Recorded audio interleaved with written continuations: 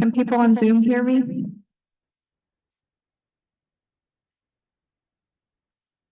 Okay, cool.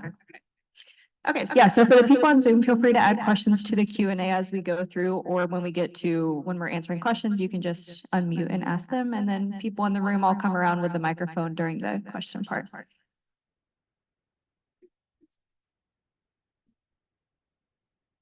I think I'm muted here, yeah. I see David Jennings is moving, which is your computer, and this is Lauren Cohen, who is.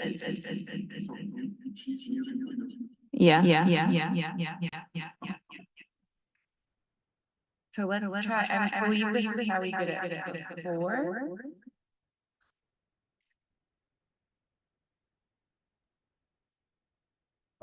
So can you mute? Is that not working? I think you should be muted on yourself. No, I know. I think we hit turn one. Right now. Is it still working okay?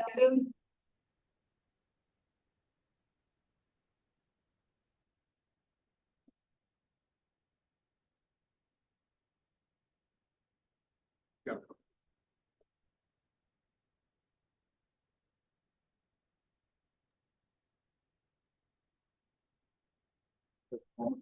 Can everyone else hear me okay? Okay, cool. All right, I think we're good to go. So our first speaker is Eric Sokol. And the title of his talk is the ecocomDP R package, tools to facilitate biodiversity data fairness and ecological synthesis. Thanks. I hope everyone had a good lunch. Thanks for coming to my talk. So again, my name is Eric Sokol. I work with the National Ecological Observatory Network.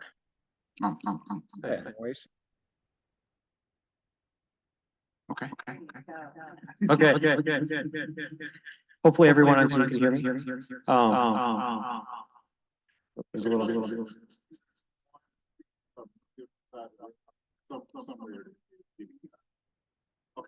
All right. We're going to minimize this. Okay. So yeah, I'm with the National Ecological Observatory Network. So that's the observatory for the US for ecological environmental data, for those of you who are unfamiliar. And today I'm going to be talking about the ecocomDP R package, which is a set of tools that we've developed with the Environmental Data Initiative folks, and also people who have been conducting ecological synthesis through NC's working groups and other working groups. So there's a history of folks trying to do biodiversity synthesis and kind of the data wrangling they've done and the tools that we've developed in this package. Oh, and so my co-authors are Margaret O'Brien and Colin Smith from EDI, and then also Sydney Record, who's at the university.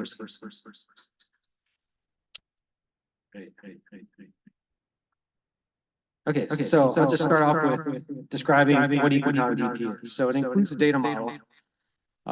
It's an ecological community data design pattern. So the main characteristics of this are that we have multiple species in the data sets, multiple locations, and multiple times and spaces.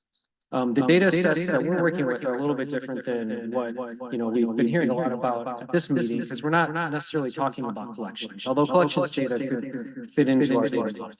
We're focusing on surveys where folks have gone to take observations, and for example, the types of data sets that are published from the Long Term Ecological Research Program, or data sets that NEON publishes. The ecocomDP R package also includes a data catalog for LTER data sets and NEON data sets. Then the R package is the tools in R you would use to access data in the data pattern, and then also to view the catalog. And then we're working on a Shiny app. This is essentially, there's been an ongoing undergraduate internship project. So we're hoping to deploy a web-based Shiny app to provide a graphical user interface for these tools for folks. As a nice culmination of this undergraduate research project. Okay, so what's our motivation for working with this? So one, NEON's mission, where I work, is to collect and freely share critical ecological data. So we want people to use our biodiversity data sources.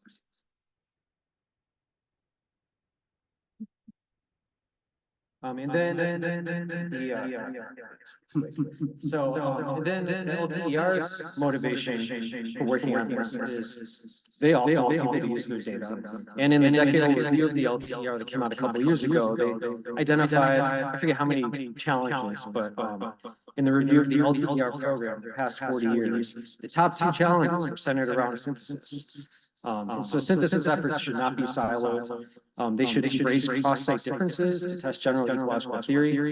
And then they want deliberate, not post hoc efforts to facilitate synthesis. So that's essentially what this effort is with regard to biodiversity. Now, of course, the challenges identified in the decadal review span. Okay. Can you guys hear me? All right.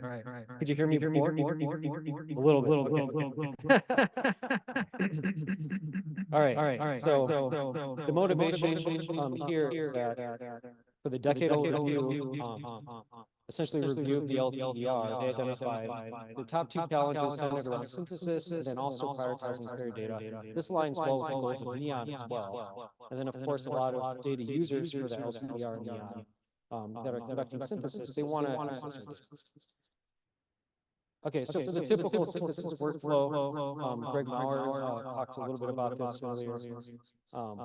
But folks go out and find raw data sets, very heterogeneous, bring them to your synthesis workshop. You do data munging, data cleaning. You get to some intermediate format that you can then, plug all those data sets that have been cleaned into your scripts, your analysis, create derived data products, results, and so on.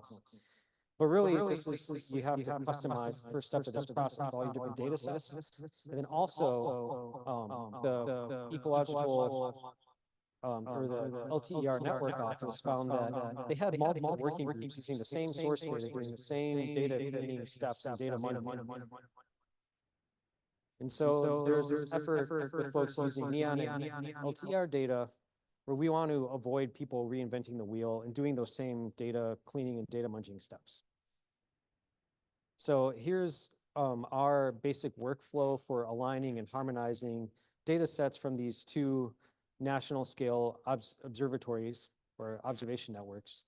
And there's some different challenges. So for the LTER, there's lots of individual PI data sets. They're different, heterogeneous from different sites. They have different goals. They publish those data sets with the DOI, with EDI in EDI's repository. So you can find them at that URL, the edirepository.org. You can find all these original data sets. But then if you use them, you have to munge them and clean them and put them into whatever format you want. And then at NEON, we collect data sets that we publish from a bunch of different sites, but all collected the same way in the same format. We mapped our data set to the same data model, and then we have these tools that allow you to access all these data sets in the same format.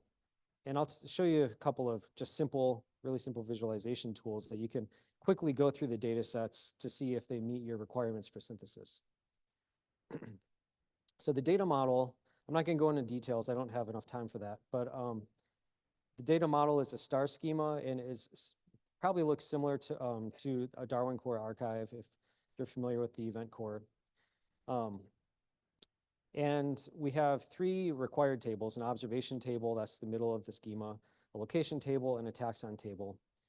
And then the flexibility in the data model that's nice is we have these ancillary tables that are long format where you can put in pretty much whatever you want and link it either at the observation scale, the location scale, or the taxon scale. And just as a quick aside, we're interested in expanding our data model to link up to trait databases to think about, how you can link functional traits to survey data and use that in synthesis, and any other collections data sets where you want to plug it into synthesis where people are using LTR and NEON data. I'd like to talk about how to harmonize and make our networks crosstalk. Okay, so a little more detail about the data providers. The U.S. Long Term Ecological Research Program at one point had 27 sites. I think it's a different number now, but there's a map of the sites up there. And then their data sets go back, well, the LTERs themselves go back up to 40+ years.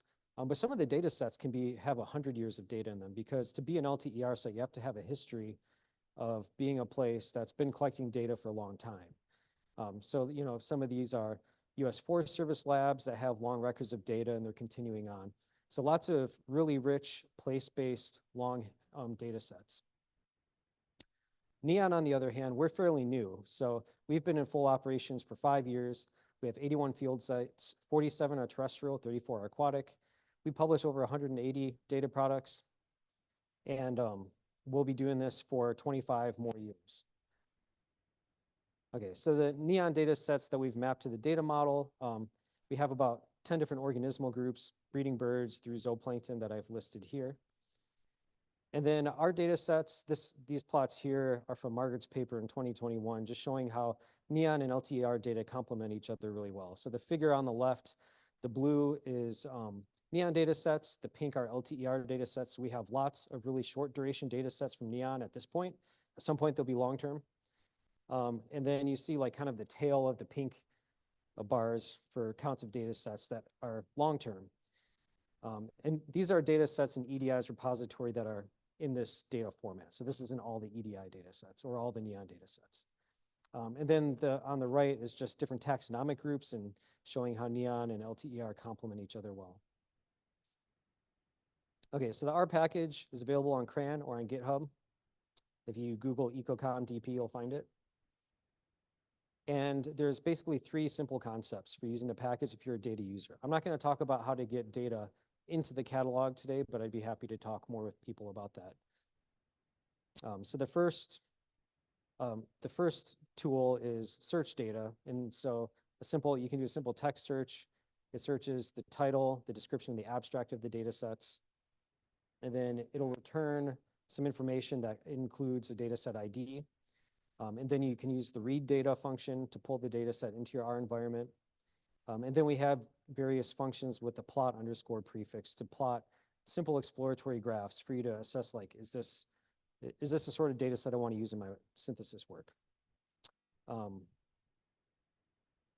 so some simple plots that you can do in R real quick with anything in this format are things like explore the sites in the spatial temporal coverage, richness through time. You can compare the taxonomic ranks in the data sets. So here we've stacked 2 data sets. We have an LTER lakes invertebrates data set and then NEON lakes from the same region and they're invertebrates. And we see that the taxonomic resolution is roughly the same, like everything's identified to genus. So you could say, all right, these 2 data sets are relatively comparable. And then plotting the spatial and temporal coverage, you see in pink, that's the LTER sites going back a long time.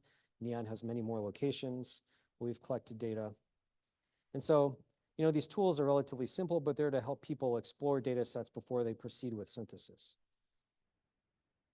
Okay, so real quick, 2 next steps. One is we're using this workflow to develop an automated pipeline to get NEON data sets that are not in collections into GBIF. And then also, as I mentioned, we have a GUI or a Shiny app that we have undergrad interns working with us every summer. And so we're going to deploy this as a web app for people to interact with LTER and NEON data sets. And so if I have time, I'll take any questions. Thanks.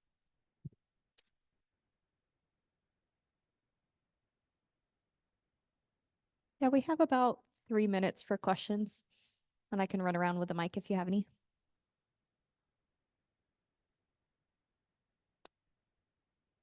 Or we can go ahead and move on to the next speaker. So the next speaker is Litsa Wooten, and the title of the talk is Visualizing Mongolian Mammal Specimens and Their Parasites Through Time.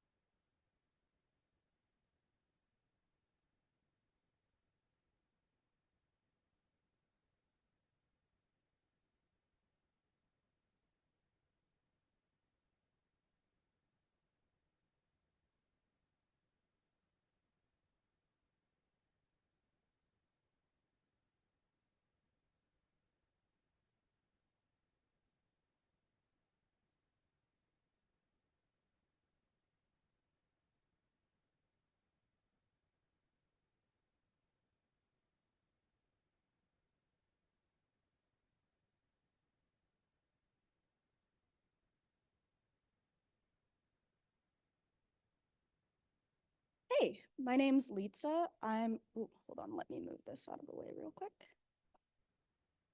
I'm a museum studies master's student at the University of New Mexico. I'm working in the Museum of Southwestern Biology, and today I'll be talking about MoMap, the Mongolian Mammals and Parasites Interactive Web Map. So interactive maps would not exist without digitized data. Digitizing specimen data improves the overall accessibility of specimen information and allows scientists to coordinate future collection efforts, further develop the extended specimen network, improve specimen accessibility, and improve loan potentials. Museums rely on a variety of databases and data aggregators to store data. Common databases, and this is not exhaustive, includes Arctos, GBIF, VertNet, Specify, and iDigBio. Most of us use one or more of these for digitizing specimen information. So once the data is digitized, we can move on to creating interactive maps. Maps are one of the best ways to visualize specimen data, and interactive maps allow users to add, remove, and click on displayed information. There are multiple interactive maps, each with their own advantages and disadvantages. Commonly used interactive maps are Berkeley Mapper, GBIF, iNaturalist, and IUCN RedList. Some of these maps lack integration with Arctos or other databases, which drastically reduces updated specimen accessibility. Some, like iNat, are reliant on crowdsourcing and for identification, which can cause inaccuracies. Those issues often carry through to GBIF and other maps that aggregate specimen data. Some of these databases do allow users to filter by dataset, but the maps usually automatically display all available datasets, and the filter options can be pretty hard to locate. Other maps have minimal interactivity, don't show species occurrences, or are difficult to navigate, particularly for users who aren't familiar with the interface. The goal for my master's project was to create a user-friendly interactive map specific to MSB's Mongolian mammal and parasite collections. I wanted this map to incorporate the benefits that come with interactive maps and improve upon some of the downfalls. So why are we focusing on Mongolia? Mongolia is located in Central Asia between Russia and China. It's one of the only countries recognized as globally free in Asia, making it the most accessible for international research. Mongolia is characterized by transition zones between multiple biomes, including the Altai Mountains, Central Asian steppe, Siberian taiga forest, and the Gobi Desert. But recently, it's been experiencing drastic land use changes starting in the early 1990s. Mining areas have been steadily expanding, eradicating natural grasslands, and croplands are being converted into rangelands. Livestock populations have also been increasing, leading to further habitat degradation. Its status as a free country, the diverse ecosystems, and MSB's connections with local researchers offers the prime opportunity to better understand this understudied region of the world. The results of MSB's research in Mongolia and my thesis project is MoMap, Mongolian Mammals and Parasites Map. MoMap is a streamlined interactive map that focuses on MSB's Mongolian mammal and parasite collections, which began in 1997. Several collaborative NSF grants have made collecting in Mongolia possible, including MVPP, Kiba, and StepNet. These collections are holistic mammal collections, which involve collecting the skin and hair, ectoparasites and endoparasites, skeletal materials, and tissues from individual specimens. These parts are paired with collection dates, locality information, habitat data, molecular data, and associated publications, along with other specimen information to create the extended specimen. So I'll briefly go over the coding languages that I use to make this map. The first is HTML, which contains the visuals that create the map itself. This allows for text, buttons, and additional features to be displayed on the screen.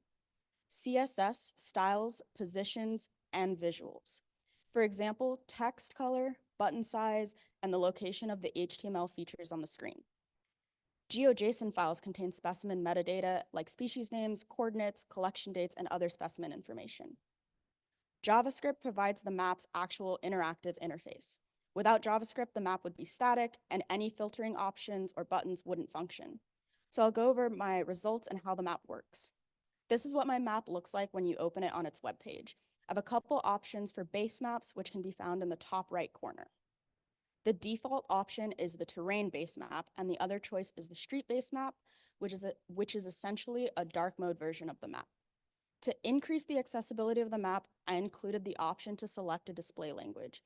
Clicking on the language buttons in the top left corner will change the map from English to Mongolian or vice versa. On this page, all of the features are displayed using the Mongolian Cyrillic alphabet. The mammal names are displayed as the Mongolian common names rather than the Latin names, and this page was created with the help of one of MSB's Mongolian translators, or Mongolian collaborators. The key feature of this map is the mammal selector menu. When clicked, a drop-down menu appears, which lists every mammal species housed at MSB for Mongolia. Users can search by species name, select all available species, select individual species, or select an entire genus. In this example, the entire Alexandromys genus is selected. Upon selecting individuals to display on the map, they'll appear in marker cluster format, which is similar to Berkeley Mapper. This clusters specimens based on proximity with numbers showing how many individuals are represented by each cluster. Green clusters represent less than 10 individuals, yellow clusters are for double-digit numbers, and orange clusters are for anything over 99 individuals. Upon zooming in or clicking on a cluster, they break apart and fewer individuals are displayed. Above the mammal selector menu is the toggle cluster button. When clicked, this button turns off the marker cluster function and displays each specimen as its own marker. When you click a marker, a pop-up appears that displays the extended specimen information. The pop-up includes a direct link to the Arctos catalog page, and the mammal selector allows users to add or remove multiple species from the map. Species markers show up as a different color based on family, and users can see which color represents which family by hovering over the legend, which causes it to rise from the bottom of the screen. Moving the mouse off of the legend makes it return to its hidden position. The next drop-down menu is for the mammal range maps. The drop-down menu uses species range maps from IUCN Red List. Again, users can select as many or as few range maps to display on the map as they want, and the mammal range maps and mammal species selector can be used together. This allows users to display multiple range maps and multiple species at the same time. The next menu is the ectoparasite selector. This has the same drop-down functions as the other menus, but lists ectoparasites, most of which have been identified to order. Selecting an ectoparasite displays only the mammal specimens that were found to have that parasite. The endoparasite selector works similarly with a drop-down menu that lists endoparasite orders. The ecto and endoparasite selectors can be used together. When they are, the map will only display the individuals that meet all of the selected criteria. The final filter option is the year slider on the right side of the map. Users can drag either end of the year slider bar to display specimens from a specific range of years. Once you've gone through the map and selected your preferred options, you can click the Download Data button underneath the endoparasite selector. This allows you to download a CSV file of your selected specimens, which when opened will display the same extended specimen data that can be seen in the pop-ups when you click an individual's marker. To summarize the functionality, this map allows users to add or remove mammal species, filter individuals by selecting endo and ectoparasites, and adjust the collection timeframe. It also allows users to overlay range maps. This simplified display of these options creates a user interface that allows for iterative searching, increased interactivity, and intuitive navigation. These functions open opportunities for multiple applications, such as identifying data entry errors. For example, I made the first version of my map last year and showed it to the collection manager of MSB. He noticed an individual that was way out of range, double checked it and realized the coordinate data was incorrect, and he was able to go into Arctos and fix it right away. The map also helps researchers filter mammals and parasites that still need to be identified, which helps direct research efforts. Researchers can also visually identify regions with minimal samples to focus future collection efforts and visualize species distributions through time, which is increasingly relevant due to Mongolia's land use changes. Finally, this map's simplified user interface is accessible to all users, making this a tool that can facilitate education around research, museums, databases, and interspecific interactions between species. So I'd like to thank Tommy Herrera, Joe Cook and the Cook Lab, Augie Tsaikon for the Mongolian translations, Danny Ibanez for creating the MoMap icons and the logos, and the universities and organizations that supported this project. So here's a QR code that'll link you directly to my map. The map was formatted for computers, so the display might not appear properly on a phone. Thank you.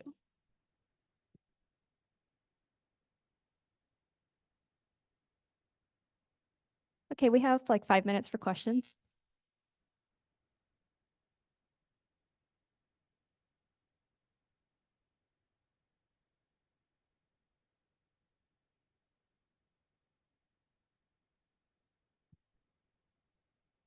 I loved your project. It's really beautiful and interactive data.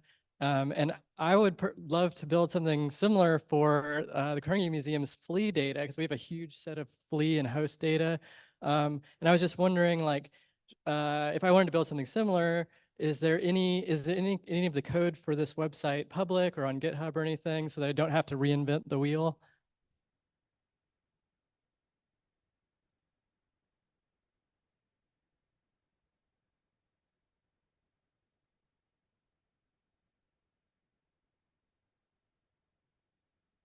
And just to repeat that answer for Zoom, if you scan the QR code, that takes you to the GitHub, takes you to the map, but you can also access GitHub to get the code. Yes? Okay.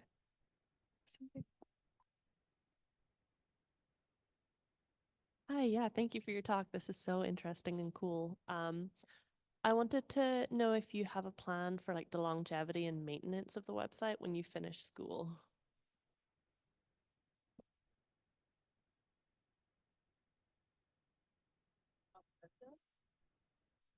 So the map requires you to download the CSV data from Arctos and like manually update it, but we're hoping even after I leave, like I'm willing to collaborate with MSV on it still. So we're hoping to find somebody who's a little better at coding than I am, has more experience, and can get it to link directly to Arctos the way some of the actual databases already do. And we have a question from Zoom, so I'll read that to you.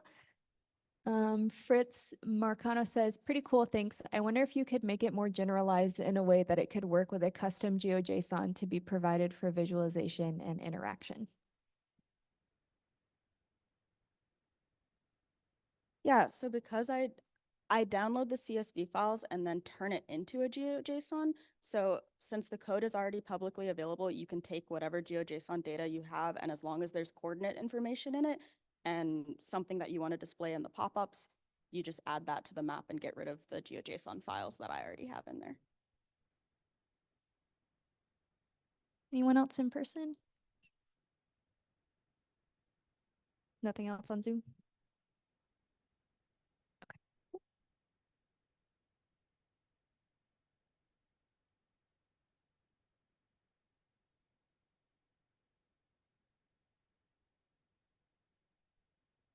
Okay, Sarah, if you want to go ahead and share your slides. Our next speaker is virtual. Sara Hansen will be giving a talk titled Data-centric Species Distribution Modeling of Invasive European Frogbit.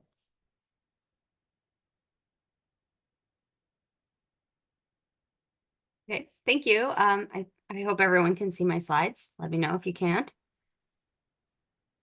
So I want to start off with a story that I've personally experienced. Maybe Hold on you. 1 second, Sarah. We can't see your slides here in person. Okay.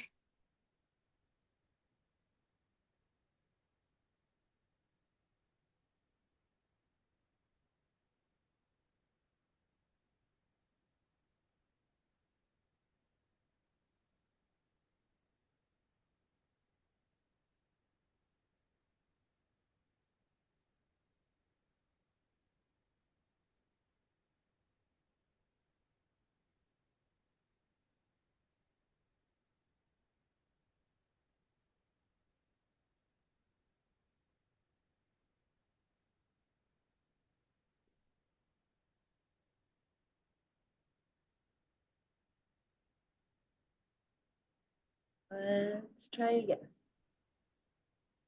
Are the slides showing up? Go now. I'm gonna have to go back to Zoom. Somehow Zoom is switched from the speaker output to the projector for some reason.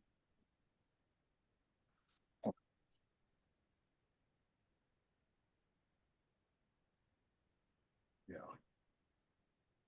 That's where our problem was. It was coming to the projector. Ask her if she say something. Okay, go for it, Sarah. Okay. Can you see when I advance my slide? Just kidding, we can't hear you. 1 second.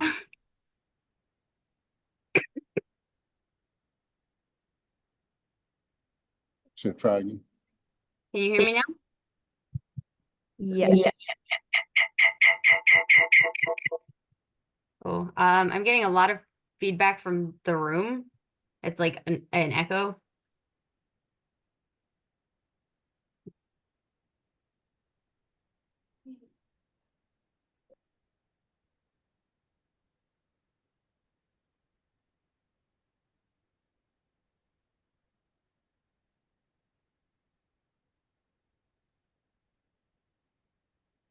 All right, should I go ahead and get started? Am I good? Okay. Oops. So I'm going to start off with a story. This is something that I've personally experienced. Maybe you have. You don't have to tell me if you have. So you have an idea to use some data to create some sort of model and make some predictions. It doesn't take long before the error messages start popping up. Maybe there are issues in the code, maybe there are issues in the data or the way they're formatted.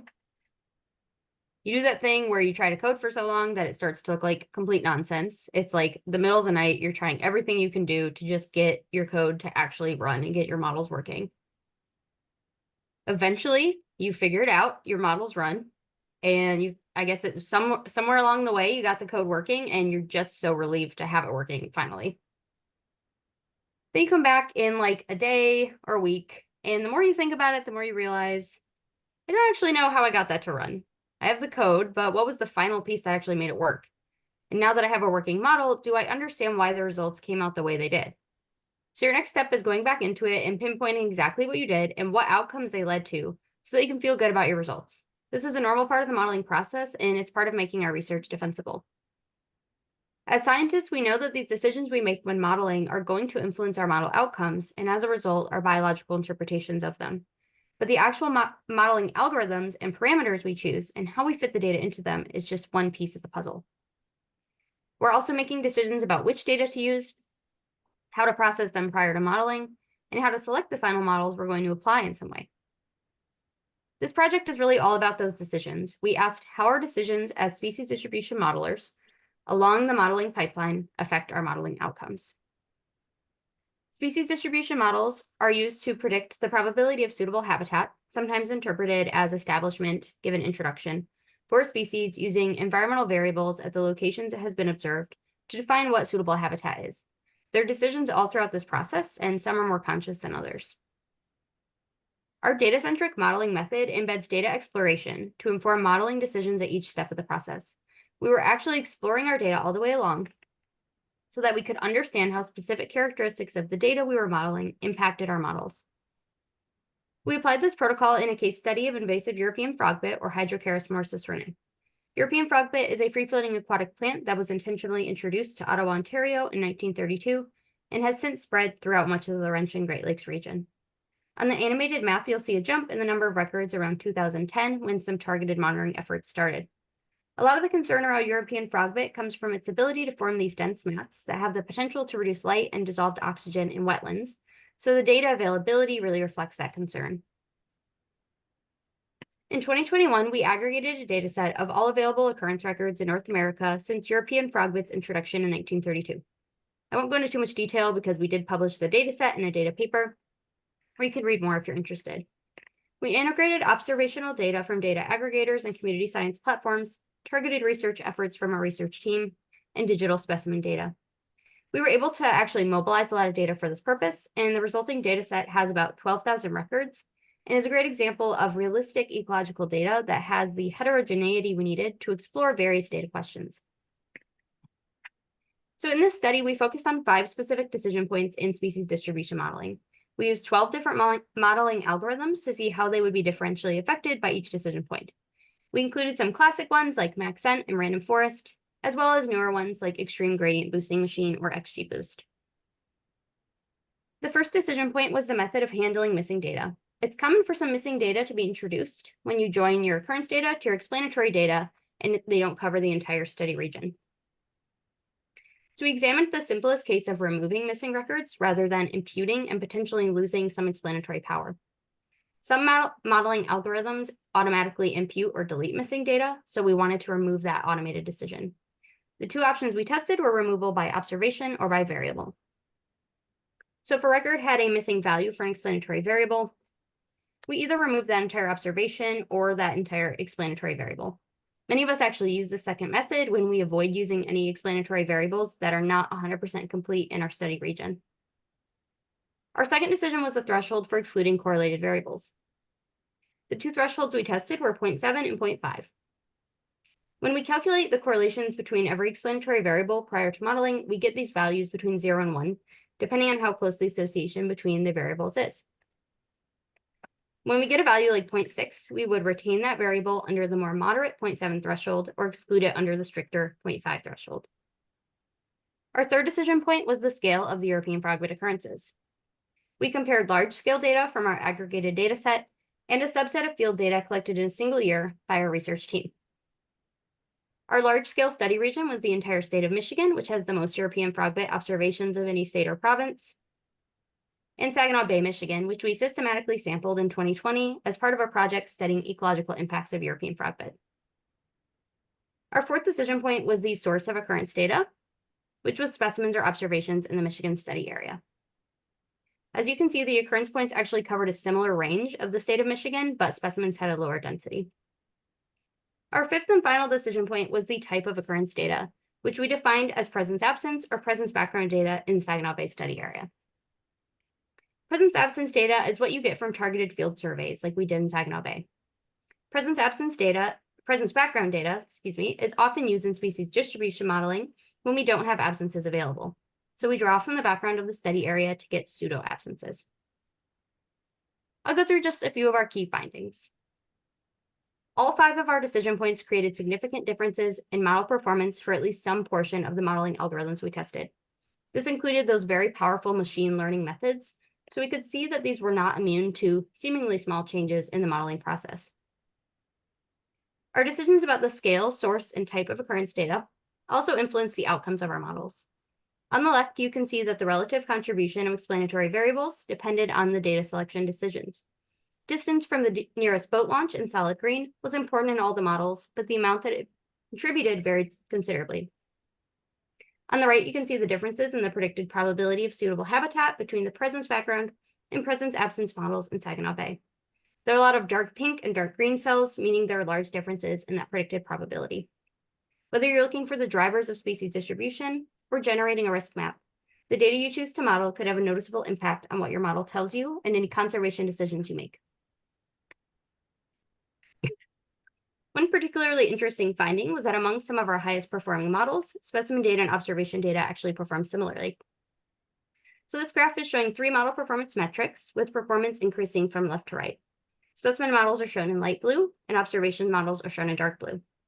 Asterisks indicate statistical significance. You can see that in the 3 top models highlighted, there is very little difference in our performance metrics for specimens and observations. Even when we look at all 12 types of models, there are a lot that perform really similarly on both data types, and when there is a difference, it's not really very large. We had only 68 unique specimen records compared to 912 unique observation records, so we were kind of surprised by this at first. But as we thought more about the origin of those specimen data, it made a lot of sense. In the full aggregated data set, specimens make up 5% of records overall, but they make up over 80% of the records up through the year 2000. Specimens could be telling us something that observations are not in those years, given the relative distribution. Many of the specimens came from biologists collecting during targeted monitoring efforts, so they generated a pretty representative sample of European frogbit across the state of Michigan. This highlighted the value of that biological expertise in these large aggregated data sets, as well as the value of collecting even a small number of specimens as you conduct systematic field studies. Another interesting finding was that presence-absence data didn't outperform presence background data for any of our modeling algorithms. We're looking at another graph of model performance metrics with presence background models in light blue and presence absence models in dark blue, and asterisks again indicating significance. There's some discussion in this field that background points aren't necessarily good substitutes for confirmed absences. We found that presence background data sometimes performed even better than data with true absences and never performed worse. But we attribute that success to the fact that they were drawn from an area that was very likely to be absent based on biological expertise. So if you have that expertise in a sample design tailored to your species and your study area, backgrounds could allow for modeling without the need for absences, particularly if there are limited resources for sampling. Here are a few of our main takeaways. We found that the conscious choices we make as modelers can significantly affect both the performance and the outcomes of species distribution models. It's important to understand where those decisions exist so we can build the most informative models possible. Data-centric modeling is all about making those decisions intentionally to improve model fit, statistical and biological interpretations, and conservation applications because we know exactly what our models are telling us based on the data we used. We need both the biological expertise and the data expertise throughout the modeling process, from collecting the data all the way through interpreting the models to gain a better understanding of complex ecological systems. As we gain access to more and more data resources, we're continually increasing our capacity for modeling. Along with that increased capacity, we increase the need for data-centric practices to leverage the variability in our data and our algorithms. While we study species distribution modeling specifically, our findings are really applicable to any sort of modeling. Our paper is currently available as an early view in Applications in Plant Sciences. We'd like to thank everyone at the journal who worked with us and made the publication possible. I'd also like to acknowledge my JLRI funding and funding from my university. Thanks for listening.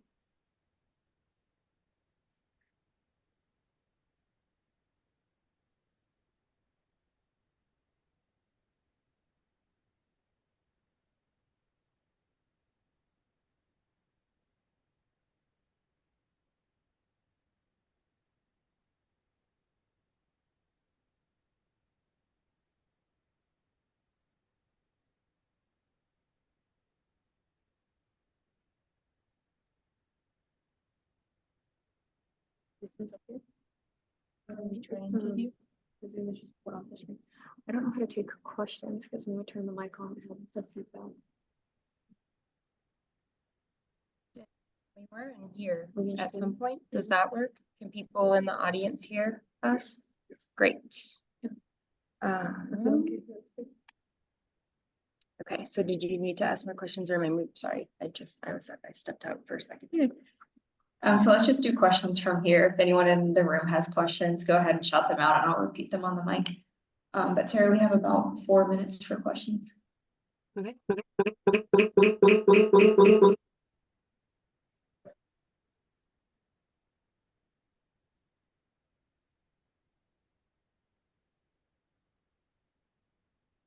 ahead.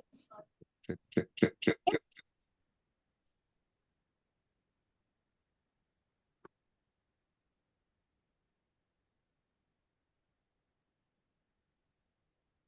Can you hear me okay? I can hear you. It's pretty quiet. Awesome. Okay, thank you for your talk. It was really interesting. I was wondering where you were looking at the small, like a field data set versus the aggregated data set. Did you project those two models to the same extent? And do you think that small data sets can give us insight to local adaptation versus entire range size and distribution? I did not project them to the same extent because I didn't want to focus on extrapolation out of the study region in this study, just because that has some issues associated with it. I did find in kind of an earlier iteration of the models, when I compared the Michigan study region, which was the smaller one in this case, to like an entire North American study region, I was finding kind of similar performance or the small scale actually performing better. But then when I was projecting onto Michigan, they were having pretty similar outcomes. So I do think that there could be an application if extrapolation isn't an issue. There could be an application for those smaller, the models built on the smaller data to be extended out a little bit.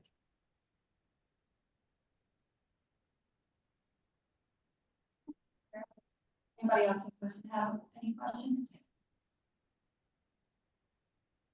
Okay, so we'll move on to our next speaker, which is Randy Singer. His talk is titled Deep Data Analysis for Exploring the Deep Ocean, Using Aggregated Specimen Records to Explore Deep Sea Ecology.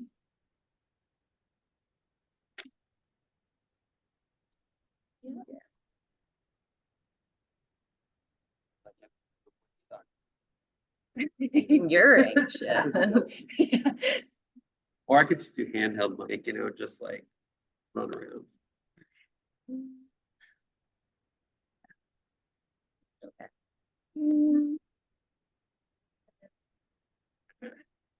Check 1, 2.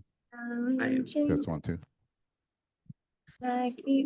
Oh, I like it. I mean, I'll just, you know, I'll go sit next to somebody. Ladies and gentlemen, we're here today.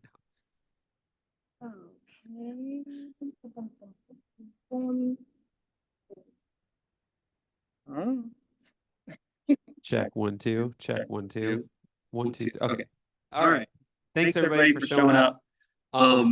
Usually I give a really like sociological or like community-driven talks. So it's really fun to actually give a talk this year about some of my research.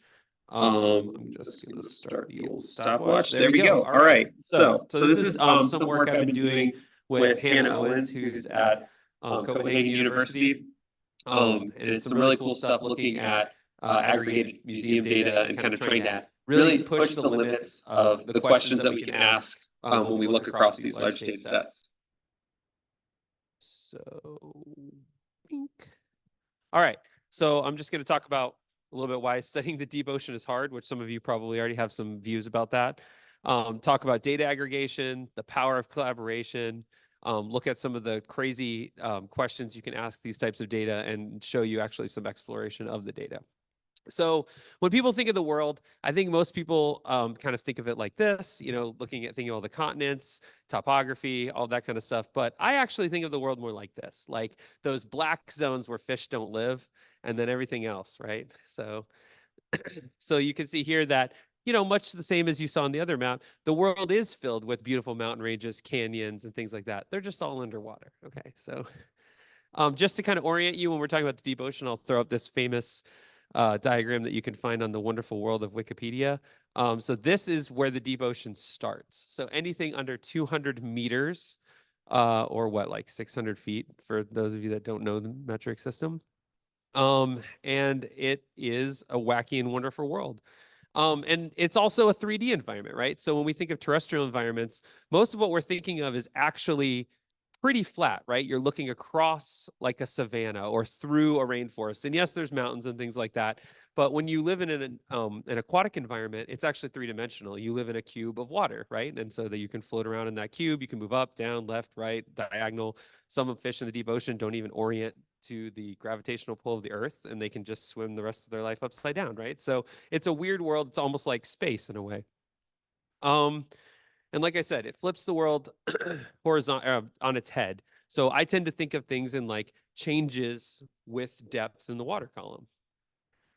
Some other characteristics of the deep ocean, obviously it's deep, surprise, surprise. There's high pressure because of all that water. You know, imagine stacking all these buckets of water on your head. You know, you've seen the diagrams, it adds a lot of pressure. There's high salinity because of physics, right? So you go deeper, the salt gets pretty much compacted and pushed out of the water and becomes highly dense. It's dark, it's cold. There's a thermocline, which if you didn't know what a thermocline is, it means that no matter where you are in the world, the deeper you go, eventually you converge on one temperature. That's why things can live in the Arctic Ocean, right? Because even though it's freezing above, you hit the thermocline and it's about the same as the Bahamas, which is still cold. If you go to the deep water off the Bahamas, it's still cold. So don't have any conclusions about it being too warm. And that's to say that it's really hard to study, and you can go out on a research expedition for a month and never catch your study species, and it's really depressing. And it's a big problem for people that study these groups. And it has been for a long time. And I love to show these images of ancient explorers, our forefathers, if you will, who went out and collected a lot of the specimens that we have in our museums now. I'll point your attention to the guy in the middle that looks seasick. That's Henry Bigelow. So there's all these ships named after him and species. And he is notoriously seasick. He's like seconds away from hurling in that photo, which I think is awesome. We all can relate, you know, you do things you love for your science. And we've been using nets, right? Like we've been using nets since the 1700s. And it really hasn't changed. Most of the time, specimens are collected using this mock nest system, and that gives you a little heads up as to how things are oriented in the water column. You know, you have this beautiful expectation of what a deep sea fish specimen looks like, but in an average net, it turns out like a pile of snot. Things are changing, though. They're getting better. There's this new system called the balloon net. Balloon nets give you beautiful specimens like this, which are then in turn housed in museums, right? But it's still something like being, you know, this, I actually took this photo from the plane. This is the exact height if I was in a boat to looking down to the floor of the ocean where most of my fish species are found. So that just kind of orients you to actually how deep the ocean is and where we're sampling. And it's somewhat like using a bucket on a helicopter and trying to catch cockroaches. So I'm really hitting home how hard it is to get these specimens. We've kind of tried to get around this by using like telepresence. I'm sure some of you have seen like Schmidt Ocean Institute or Okeanos Explorer, which are programs I'm involved with. But these, like, you know, they have videos of from underwater robots where we, collect data and things like that. And that's pretty cool because we've learned a lot of things like we used to think based on specimens that barrel eyes looked like this, when in fact they look like this. They have this cool jelly coat over their head. And these data, just like all of our data, like from herbaria and all that kind of stuff, are being digitized and stored in repositories. And that's for a whole nother talk. Maybe one day I'll give a talk on that, on how messy government databases are for storing these types of materials. But you do get beautiful things like this. So these are examples of deep sea fish species that the first time, sometimes some of them are the first time they've ever been seen alive. And it was only through ROV studies. And there's all kinds of cool stuff. Later on, if you have a beverage with me, I can share any number of wonderful sea tale about fish. But just wanted to show you what some of the imagery looks like. And like I said, these videos are all open access. You can go to NOAA's website, download any of these. But now for something completely different. Data aggregation, because that's what we're here for, right? We're here to talk about digital data, and I'm going to tell you about using some of these digital data in my research. So as we know, most of our specimens in museums are used for taxonomy, and then there's like that little sliver of things that are like the other stuff. Now, granted, this has grown a lot over time, and specimens are being used in all kinds of crazy studies that we never thought we could use them in before. And the same goes for their data, right? So we have crazy amounts of data in GBIF, crazy amounts of data in IDIG-Bio, and yet largely communities of researchers that are doing work on these systems do not use this data at all. In fact, the best they can do in the Pawn Stars kind of thing is like, best I can do is use it to find empty spots where there's no fish, right? So that's, most people in my field use data aggregations to look for holes in data and decide where they're going to go fishing the next time.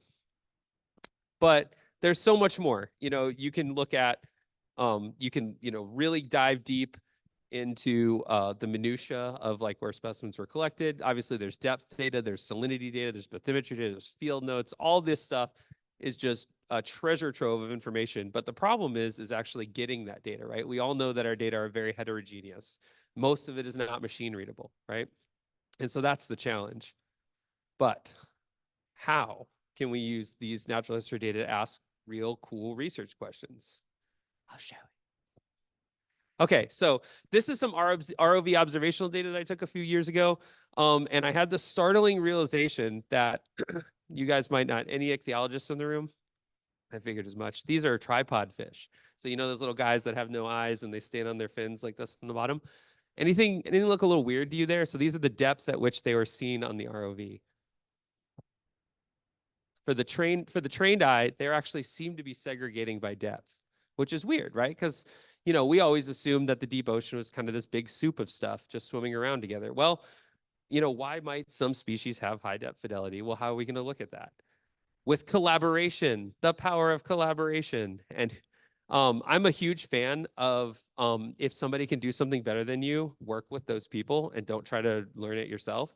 So I work really closely with Hannah Owens, who is a absolute wizard at R. She's developed a bajillion packages. Please check out her GitHub. Most of it is actually for interfacing and interacting with biological collections.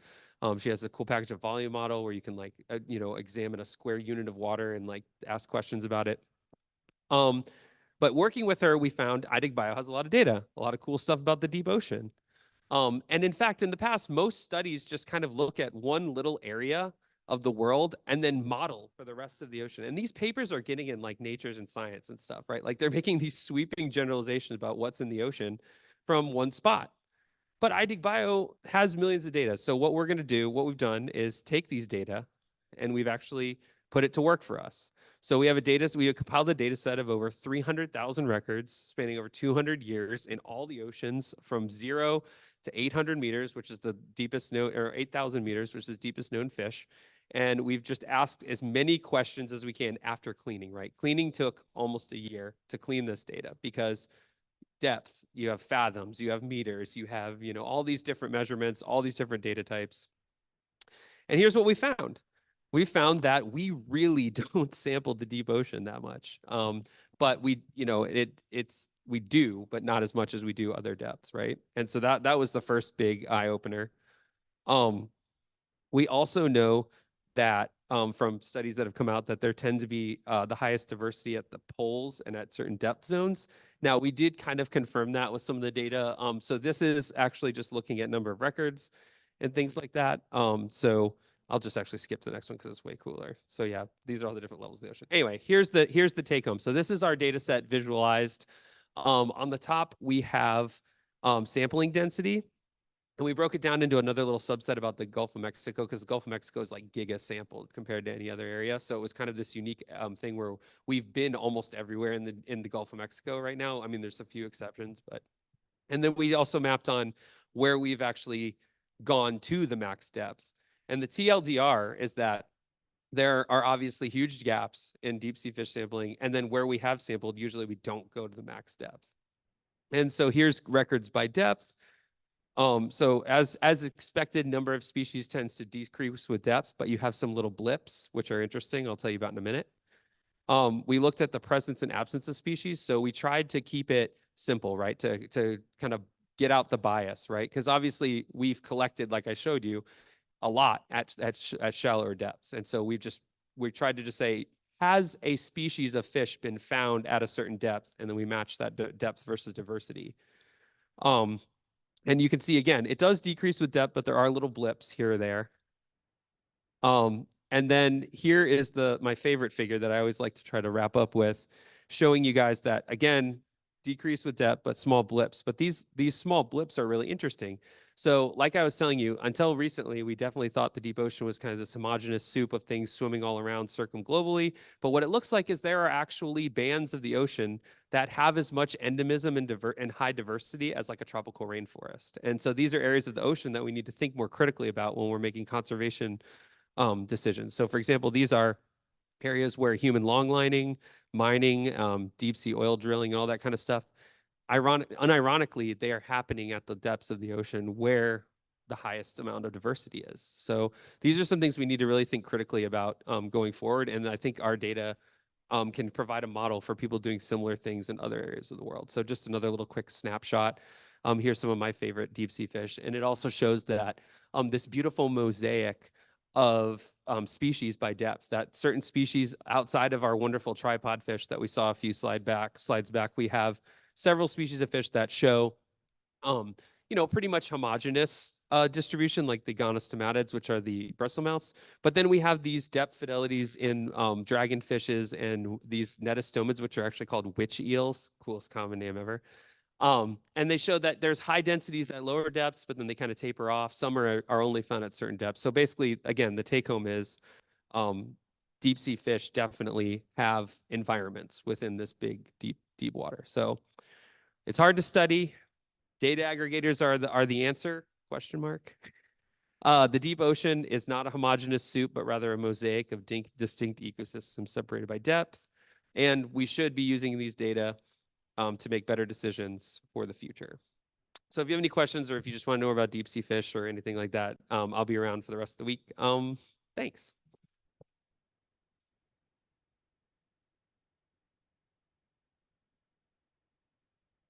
We have time for probably one question. Do we have any in Zoom? Yeah, I'll take it. Yeah, go ahead, Jeff.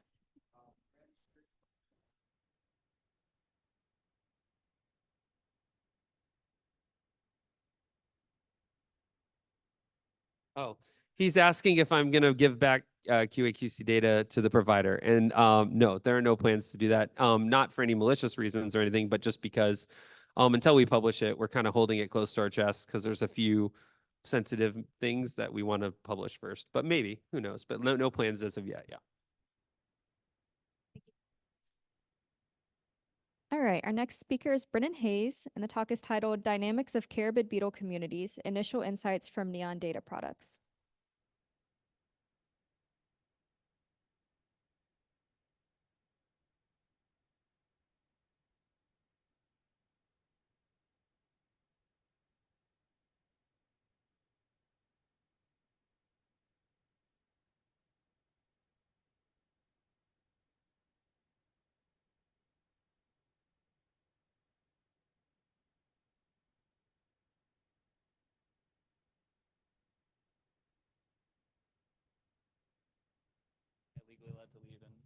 minutes if no one shows up. Okay. Thank you very much. Do I, just to check, is it using the arrows here on the keyboard? Is there any clicker? There's not a clicker. Okay, that's fine. Hello. My name is Brennan Hayes. I'm a master's student in Dr. Nico Franz's lab at ASU. I'll be defending my thesis soon and graduating in the upcoming early fall semester. So initially, my intention had been to talk about initial insights from NEON data products, but specifically to focus more on dynamics of Carabid beetle communities.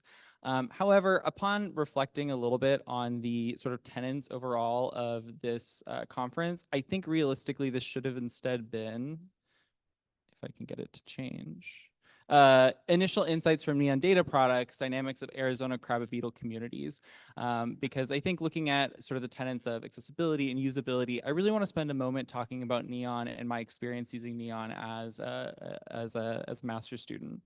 So just for a roadmap, we're going to talk about ground beetle dynamics at Santa Rita Experimental Range, SRER in Arizona. We're going to talk about hurdles facing the analysis of key data products for NEON, and we're going to talk about future research focuses of myself and ongoing explorations in NEON data wrangling in combination with other databases. So if you don't know NEON, which I don't know how you would not know NEON at this point, but this is a map of NEON. So it splits this region or this whole area into 20 domains. I very specifically going into my master's was interested in arid regions. So I was looking at these 4 sites, ONAQ, Moab, SRER, and Horn. These are all terrestrial sites.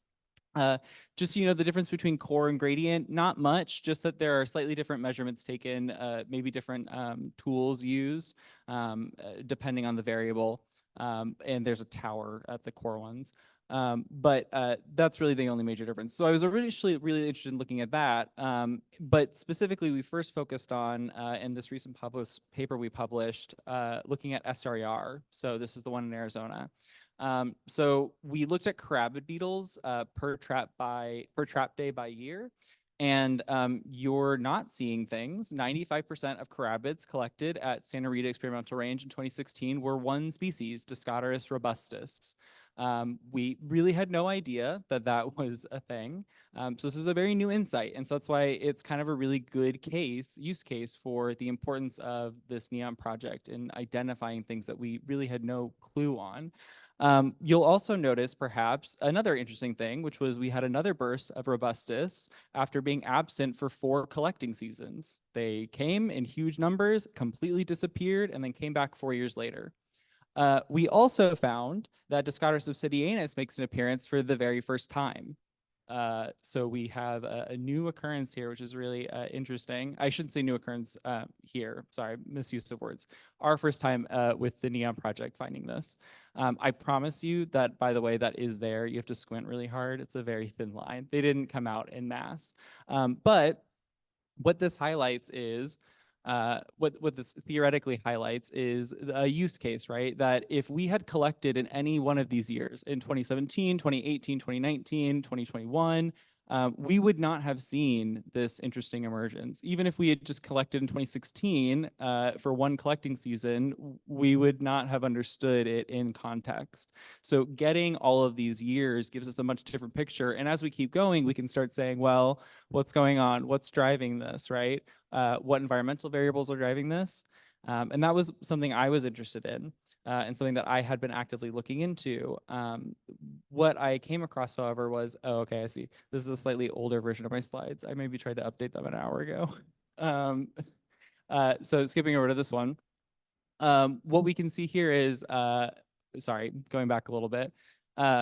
I have been interested in looking at how to combine the environmental data products found at NEON with the Carabid community abundance data in order to see if there were certain variables that might be driving this more than others. Specifically, I thought, well, let's look at rainfall. That's a pretty important one. If you look at this, though, we came across a problem, which was that this is the theoretical basis for precipitation for primary gauges at NEON, which is that a reading is taken every 5 minutes. Those are flagged, and then those are aggregated into a 30-minute value. And this all looks fine. This looks like it should be correct. However, what I came across in looking at this was actually that this was not working as intended. So in 2023, about October, I discovered that what was actually happening was at some of these sites, and I sent the NEON team an example specifically of ONAQ, the 5-minute values were all reading as a 0, no issue, but the 30-minute values were reading as a 1. And this is just because I happened to be playing around with both data tables at the same time that I noticed. I reached out and we figured out that what was happening was that at any point in the day, if a 30-minute reading was marked as a 1, all of the subsequent 30-minute readings were marked as a 1, regardless of if their values that were theoretically informing them were reading as a 1 or not. And so this is a problem, especially because you're providing multiple different data products of different sizes and time variations, and there's just a lot of white paper to go through. And it is reasonable to expect that an organization that is, providing a certain level of trustworthiness, if you have issues like this, it's going to cause problems down the line if people aren't being careful and double checking things. This is also what this looks like, just so you know, kind of visually looking. So the interesting thing here is we have the 5-minute values up top feeding into the 30-minute value. And this is actually correct. This is doing this properly. It is flagging this correctly, which is interesting because this is the example that I sent to NEON to show that actually all those were originally 0s. And then it got changed to some of them having 1s. And I don't know when that change happened. I just checked, expecting to go back and find it and realized that it had been changed at some point. I imagine that the change had actually happened, going actually backwards, this is where this was, in December of 2023, when there was a push made to correct for a problem that was discovered in 2020. Initially, this 2020 problem was spurious ghost data that had been being introduced. And so long-term projects were kind of viewed as, hey, this maybe isn't going to work. They initially had a fix for it slated for 2021. I only know because I emailed in 2022 asking what was going on and got an update that they had simply forgotten to indicate that they were not going to meet that deadline. That expected deadline stayed on from 2022 through to 2023 until the update happened in just December. And then in 2023, they pushed this update, saying that there would also be an update in January 2024, and there so far has not been. Now, I want to say all of this very briefly and to take some of the tension out of the room potentially. The NEON team is amazing. They're very nice. Working with them is wonderful. The field work people are wonderful. And every email I've had with the team has been great.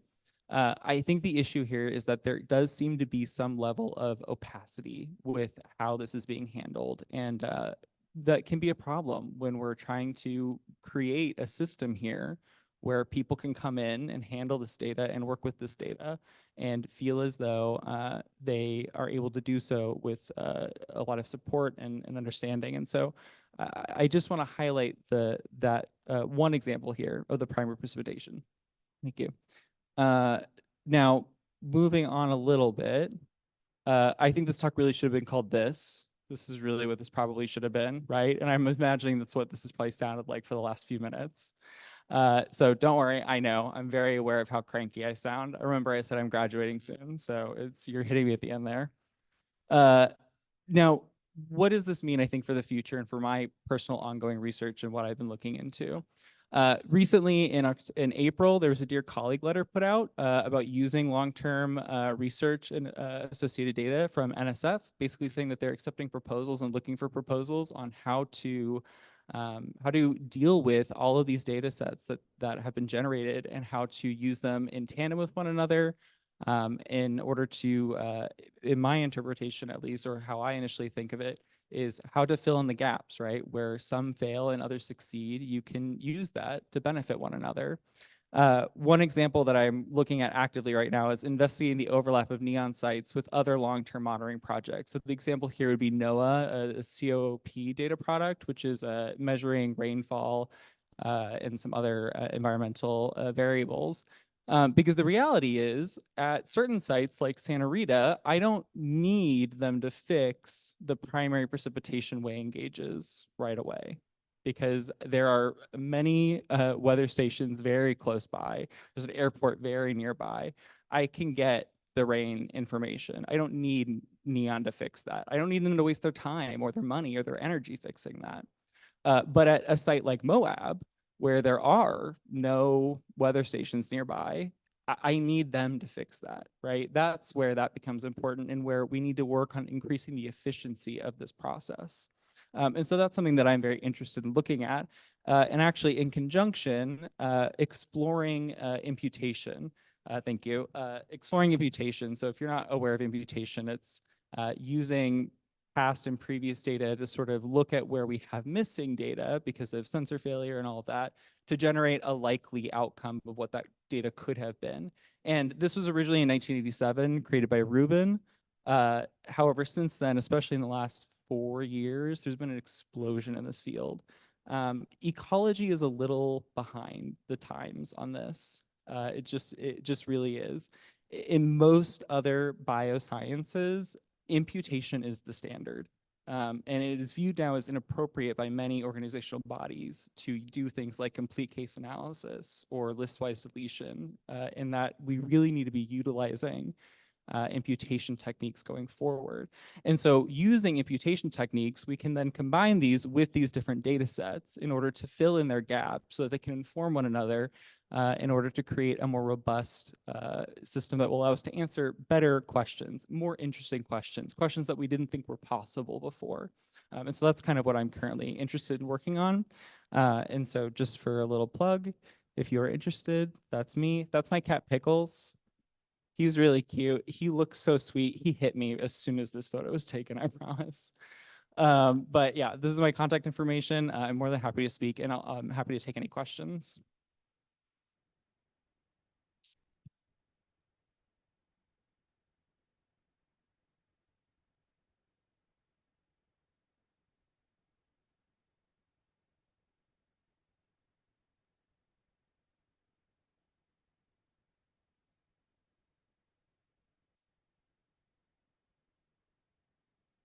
Hello.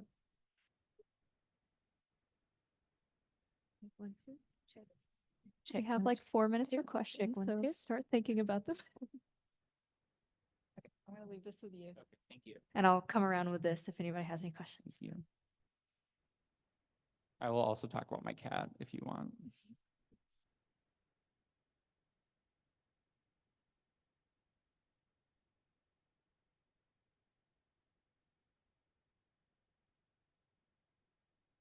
So Pickles, no, I'm joking. Yes. So do you think that these kind of issues you're seeing, or the potential in the future to overlap data sets to fill in the gaps, is going to be something that AI plays a major role in? Yes, and I don't think that's actually because of ecologists. I think ecologists suck at that, frankly. I think realistically what that is there are many other fields where this is getting much more advanced than we are, and they're already much further along in many cases. And so I think for the first little bit, we're going to initially be piggybacking a lot. I would hope that we actually decide to step out and become kind of front runners there. But I do think that that is going to be, from the literature that I'm reading, it's already become a big thing.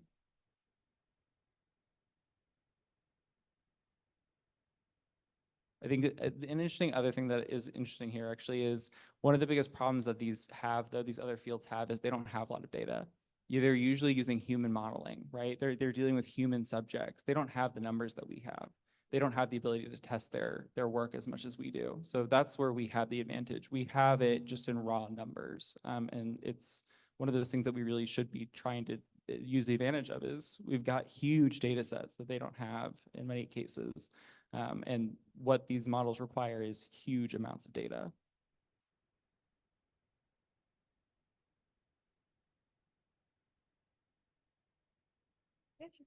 So on the model imputation,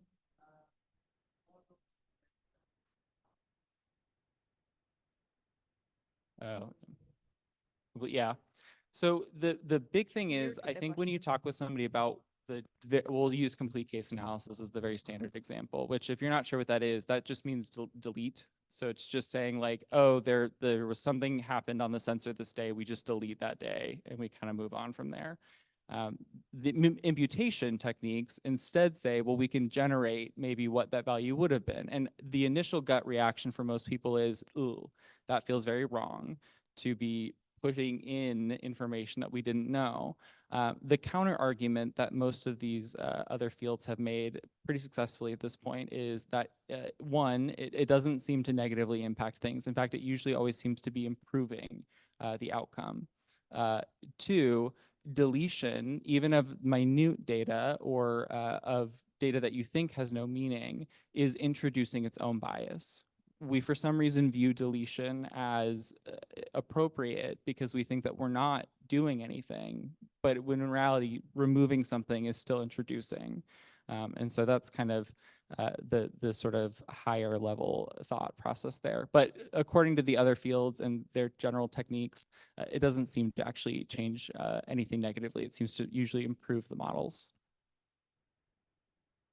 And in some cases, like I think I mentioned a few of them, they're now like fighting with each other. That's the cool part. We're at that part where now they're fighting with one another on which one's best.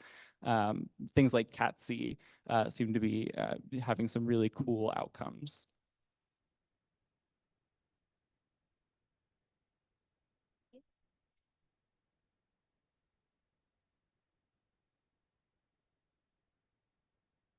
Okay, our penultimate speaker is Mark Fisher, and the talk is titled Annotate Video. Sure. A platform for crowd annotation of behavioral videos. Thanks. Can you guys hear me? Awesome. All right. Hi, my name is Mark. I am a software developer for Symbiota, but I'm going to talk instead today about a project I have been doing in my free time called Annotate Video, which is, as you might have guessed, a platform for crowd annotating behavioral videos. So I split the talk into 4 sections, the what and why of Annotate Video, and then we'll walk through an example, hopefully with the demo software itself, where we have a user contributing to an existing collection, and then another example where a user is creating a new collection of their own. And then finally, so today kind of represents the soft launch of the software, so it is very much in a stage of maturation. Okay. So we're going to talk about what's coming at some point as well. So starting off with the what and why of Annotate Video, could I get just a show of hands of people in the audience who actively work with behavioral data? Okay. How about folks who teach lecture courses where you record your lectures? Okay, a couple more hands. All right, so you kind of have behavioral data, right? You are an actor performing behaviors, which may or may not be received by, recipients, depending on how active your students are. But the idea behind this was you have a collection of videos. Those could be lecture videos. They could be, let's say you're a fish researcher and you work on tessellated darters. That's your target species. And you're really curious about their mating behaviors. So over time, you have accumulated tons of videos of tessellated darter mating behavior. It might be nice to know which of those videos contain which of your behaviors of interest, and to be able to search your collection of videos for the presence or absence of those particular behaviors.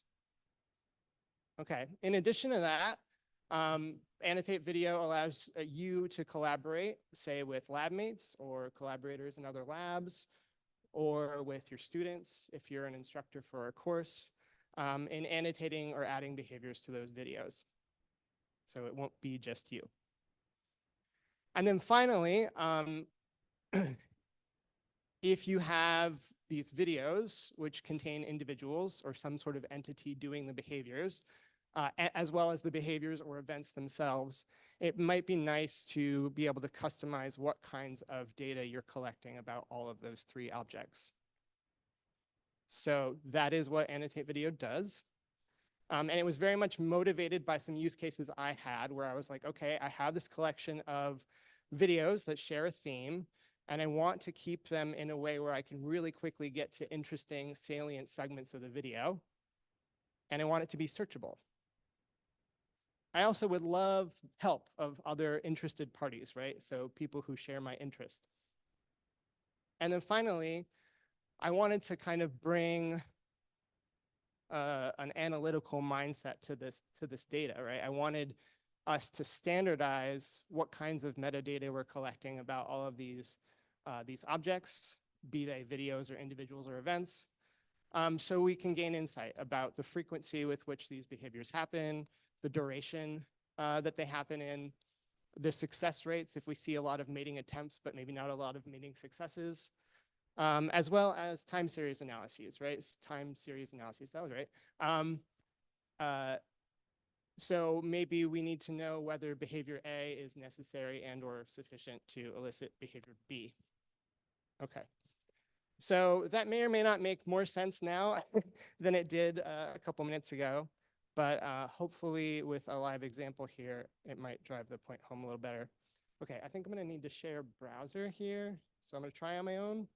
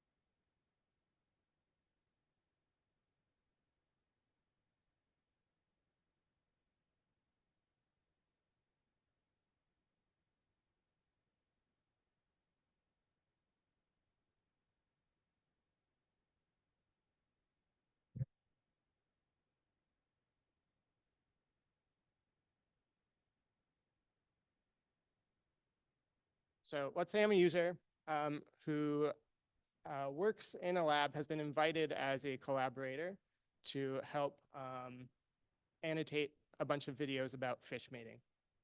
Okay, so I log in and I see two tables, one on the left that has my collections that I've made myself.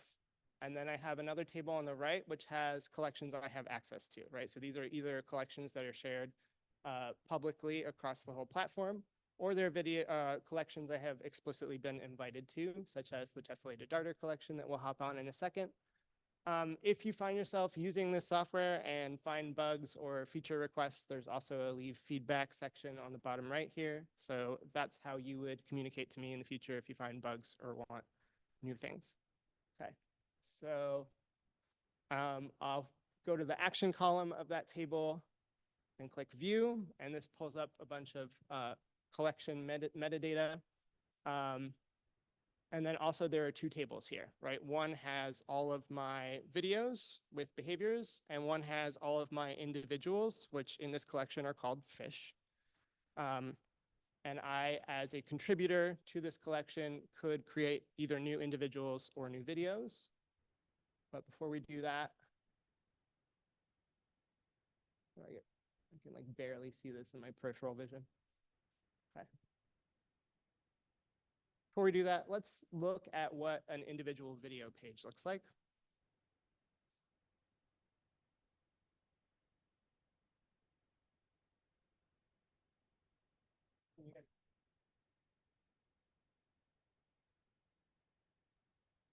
Okay.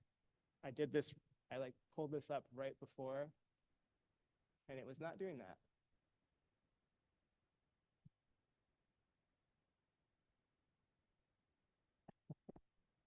All right. Can we switch back to the PowerPoint one?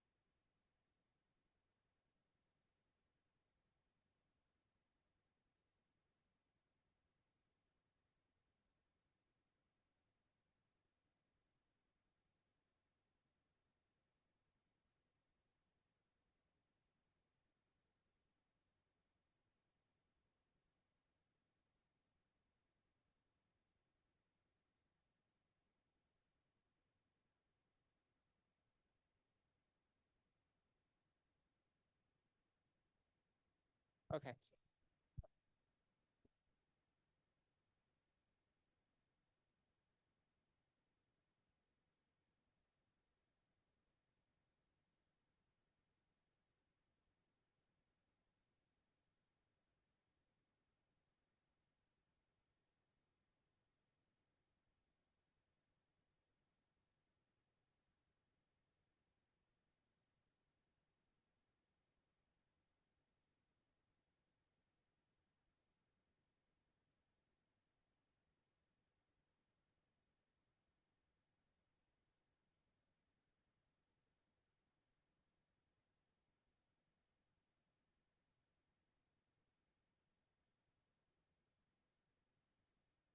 Okay.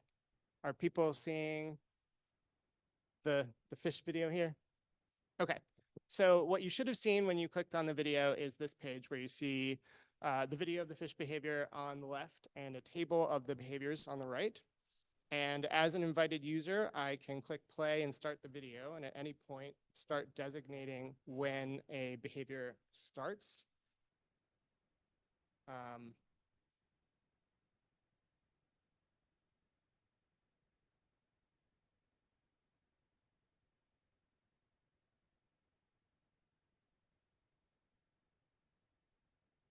Okay, so when you, oh, I'm now seeing something different from them.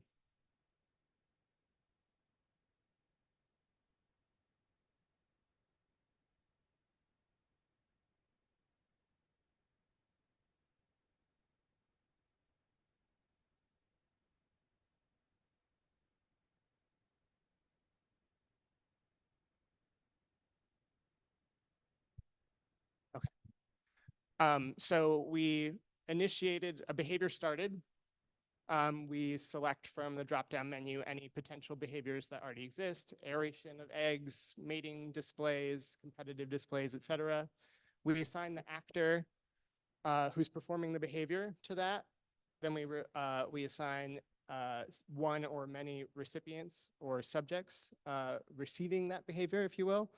And then we can also the collection owner can customize this form, right? So they can be adding questions, whether required or optional, of various question types. So they can basically be doing like a Google Forms style form design for what kind of information they want to intake. Okay, but it's always required that the event name exists and the actor exist. Okay, so that's the start of the behavior. Then you continue with pressing play. You can fast forward or rewind as needed, and then indicate the end of the behavior. When you indicate the end of the behavior, you see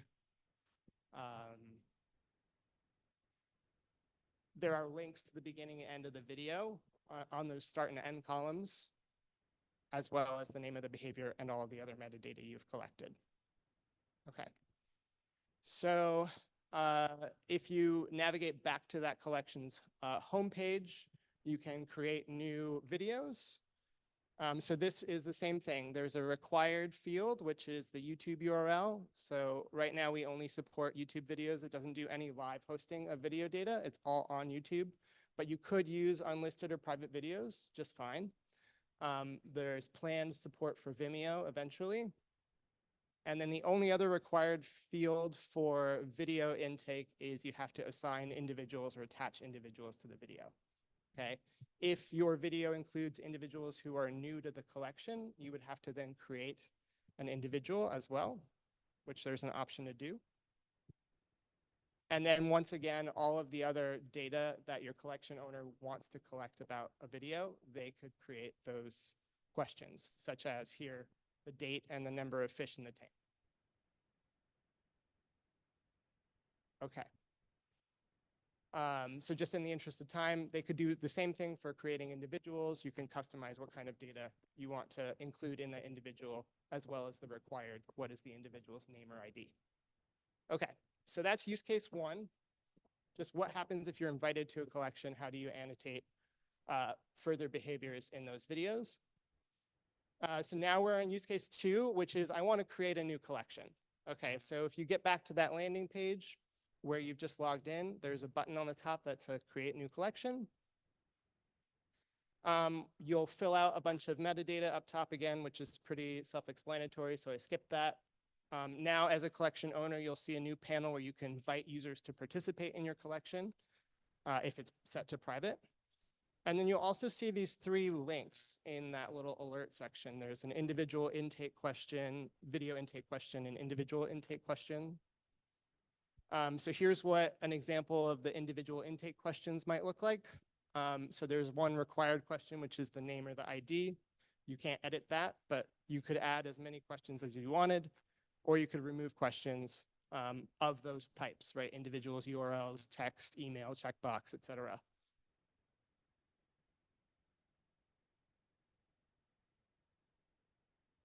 Okay.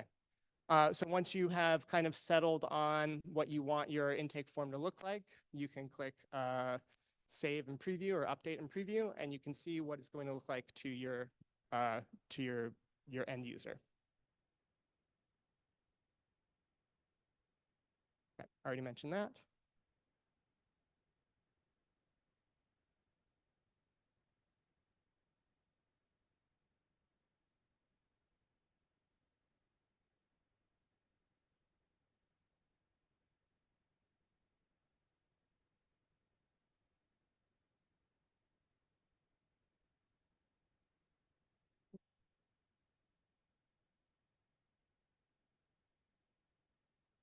How's that looking? Okay. Sorry, I had to skip around because I was using my backup slides.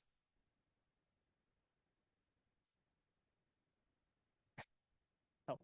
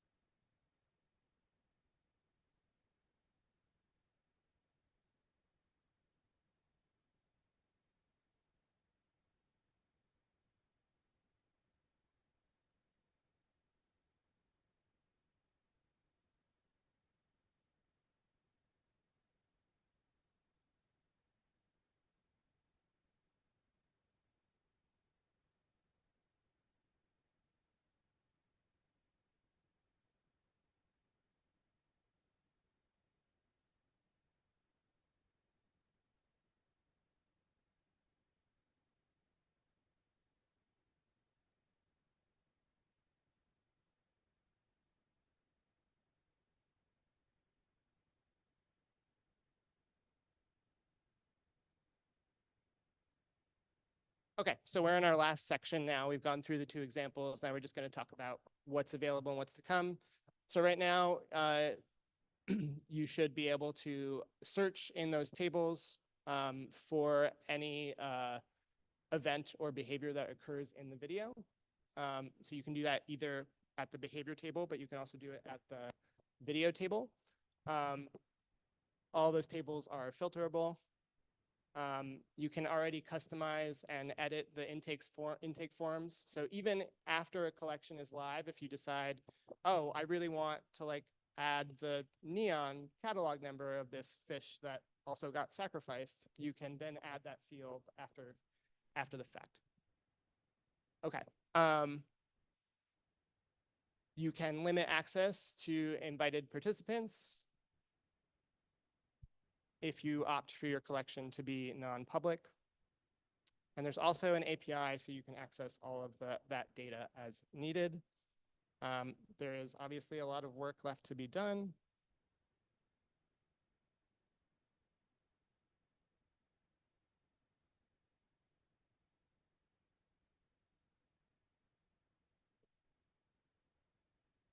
Okay, so eventually, if you added new behaviors, right? So this is maybe the first time you see a novel behavior that won't be in the drop-down menu. And if it's a casual user who's entering that behavior, you as the collection owner might want to then incorporate that data so that other users can use it in a drop-down. So that's coming.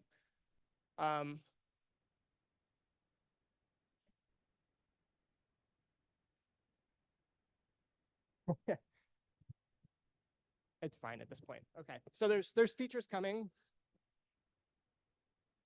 A couple different categories. Most importantly, probably is the data visualization and export, right? So you do want access to this data that's coming. Right now, the data entry should work, but the data collection will be a little tougher. Okay. There are also some known issues, a tutorial mode that's coming. And then finally, there was a QR code and a link to the URL and my email address. But I posted the slides on the SCED thing. So thanks for your time. Appreciate it.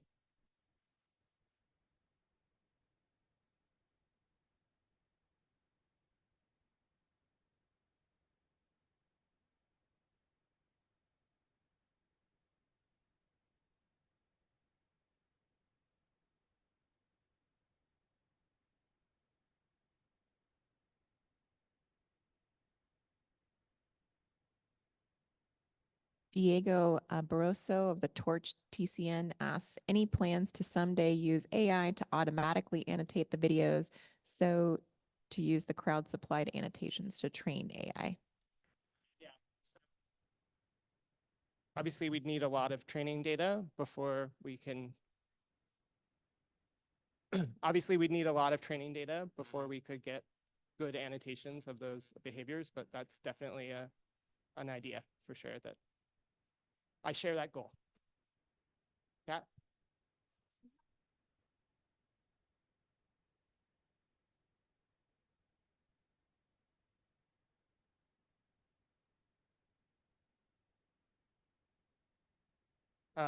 Can you post them on YouTube?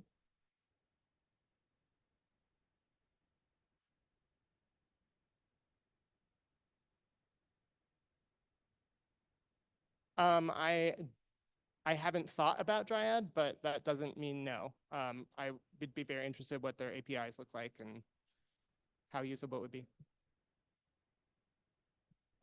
Yeah, for sure. Let's talk.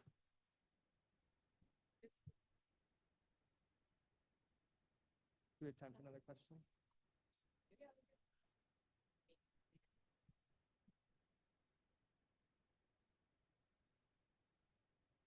Amber asks, what makes or will make annotate video different from other similar services like Zooniverse? That's a wonderful question. So I don't know how customizable Zoomiverse is in terms of all of its question intakes. So I'd have to find out more. I've purposefully stayed a little bit ignorant of what else is out there, just so it doesn't kind of poison, what I was thinking of or what I was envisioning. So now is the time for me to sort of examine what makes that, what makes us unique. Yeah, great question. Not sure yet.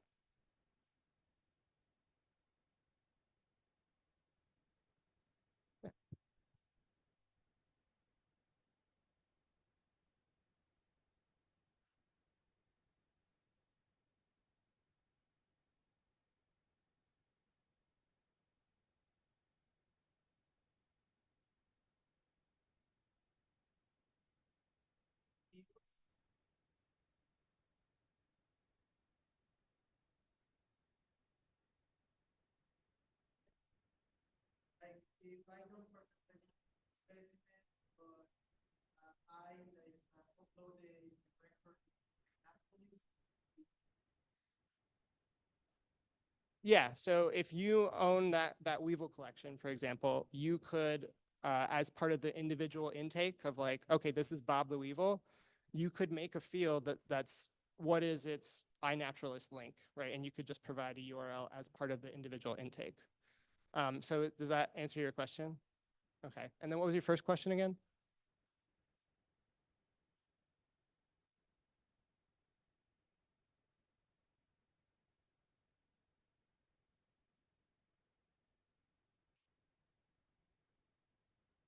Yeah, exactly that, right? So the collection owner, when they're first creating the collection, they can populate what they think some of the behaviors are going to be, right? So foraging, mating, whatever it is that weevils do. But then if an end user encounters a novel behavior that the collection owner didn't anticipate, they can just type it in, right? And the plan is eventually the collection owner will be able to see that and either approve it or disapprove it, depending on whether it's an appropriate behavior. Good questions.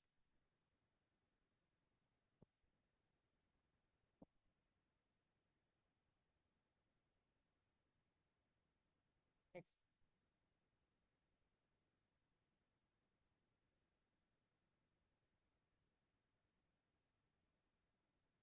Okay, thank you, Mark, and thank you to the speakers and everyone in attendance for the patience.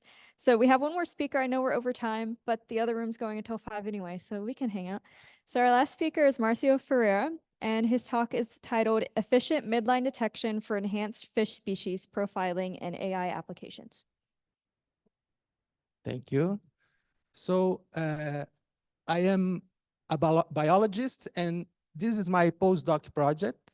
It's being developed at the Tulane University Biodiversity Institute in New Orleans. So in this project, my aim is to enhance the quality of the metadata in the fish air database. The fish air database is a digitized collection of specimens. So this is not wild fish. These are museum fishes or collection fishes. So the fish air is an AI-ready data set with reusability, data provenance, image quality, and many other features. It's coordinated by the Henry Bart and Yasin Beikish, and user can count on API access and globally unique identifiers, known as ArcID. So in this phase of the project, my aim is to help to develop the species profile. A species profile is like a barcode or a fingerprint of the fish, so you can identify the fish easily. So to build this species profile, we need to detect many other features of the fish, like landmarks, segmentation, color patterns, measurements, histograms, etc. And at the moment, my work is to detect the midline in the red circle. The midline is very important because it's like a reference to develop the other features. So you can know where's the fin, where's the tail, many other important features based only on midlines. So, but to find the fish midline, it's very difficult because the shapes, there are many angles, many complex backgrounds, many different shapes and curvatures, and image quality is a problem very often. So my first attempt to detect the fish midline was do like a simple pipeline, just subtract the background and find the binary mask of the fish, and then apply a skeletonized algorithm. Skeletonized is just a Python algorithm that erodes the binary image up to the point that each pixel is linked to at most 2 other pixels. So the result is like a midline, but in this case, the midline is not good because the presence of the fins. So you can see that the fins interferes with the midline construction. So you can see branches. So this is not good for us. So, so we had an idea how to solve this problem. We tried to apply an autoencoder neural network. It's a machine learning algorithm. And the idea was to have only the fish silhouette without the fins. So you can see the second line below. So if you have just the fish silhouette without the fins, you can have a good midline without the branches. So this is exactly what we need.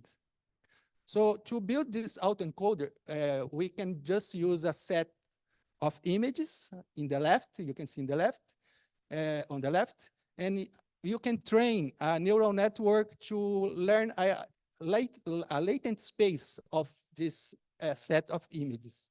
And this latent space can be composed of starting from 1 to how many dimensions you want. For example, here's on 1 dimension, but it can be whatever, 100, 200, 300. And then starting from this latent space, we can reconstruct the images. So you can reconstruct, in this case, in this example, we can reconstruct the same images. For example, numbers. Of course, the higher the latent space, better the reconstruction process, but more computational resources you need. So it's like a trade-off.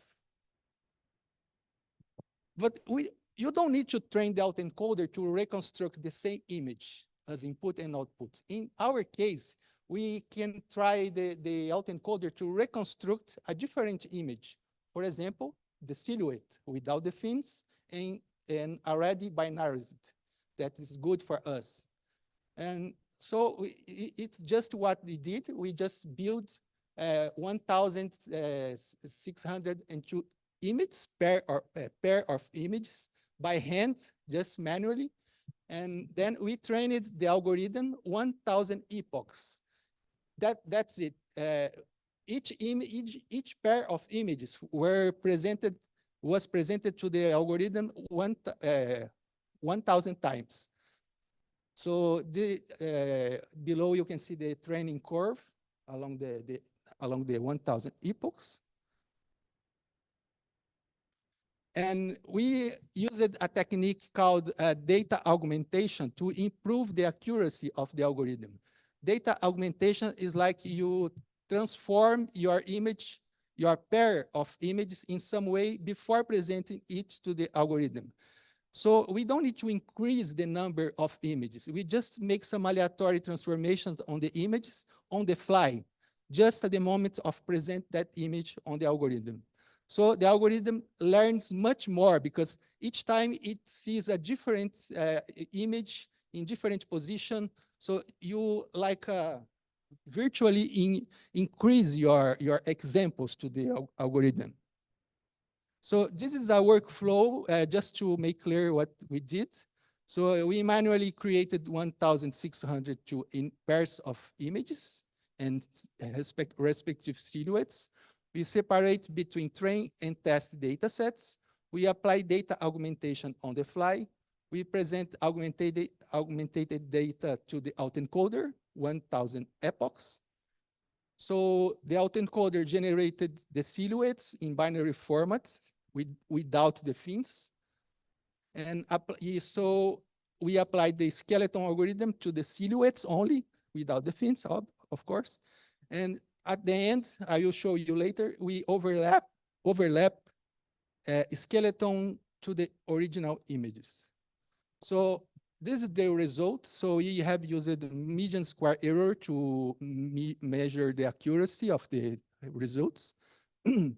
So in the left side, you can see the median square error on the training silhouettes. So of course, it's very good because training images are images that the algorithm was trained on. So it saw every image in this data set. But on the right is images in the test data set. The test data set, the algorithm never saw. It's like it's trying to predict based on training. So you can see it's not perfect, some problems, but still reasonable. So in the case of use, it's very bad because use is very difficult. We have a few examples, and even with many examples, we don't have it's impossible to predict because it's curly, it's any shape, any curvature, it's very difficult. So this is a graph to show the errors distribution. So on the left, the histogram of the errors.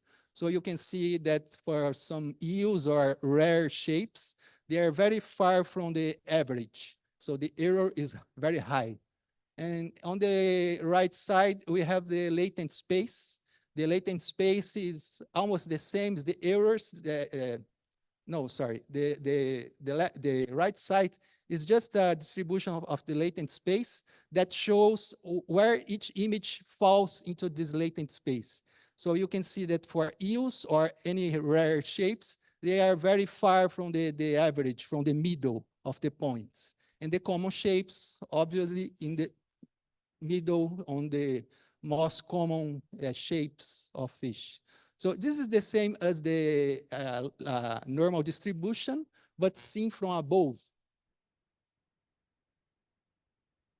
So this is our results after plotting the midlines over the original images. Most of the time, it predicts very well. These are images that algorithm never saw before. It's like trying to predict. So most of the time, the midline is good.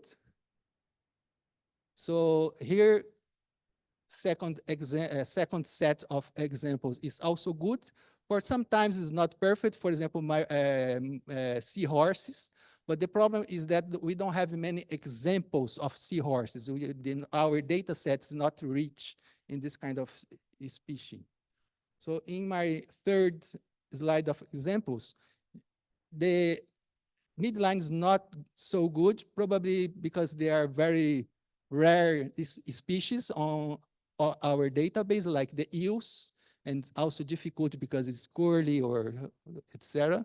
So sometimes we have some problematic background on the circle on the right. So it's also difficult for the algorithm to predict. And sometimes we have a second fish on the background. So it also interferes with the capacity of the algorithm to predict the midlines. But our next steps is to improve this, is to try to train longer and see if it helps, and try a more aggressive data augmentation, and explore the latent space and identify the rare shapes, and probably includes in this data set some species to make it more accurate. So that's all. Thank you for your attention.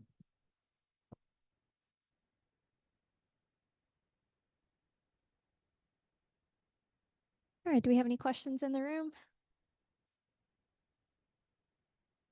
Do we have any on Zoom?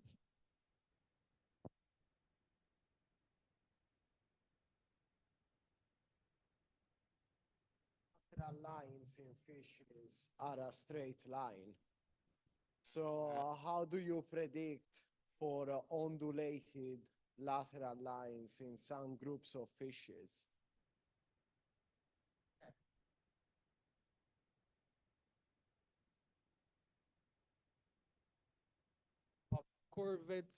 Curved or curly, of whatever. So the algorithm is able to predict. So you can see sometimes, for example, in the very middle, you can see it's a curved fish. It was able to predict very well. But it's everything based on the amount of examples you give to the algorithm.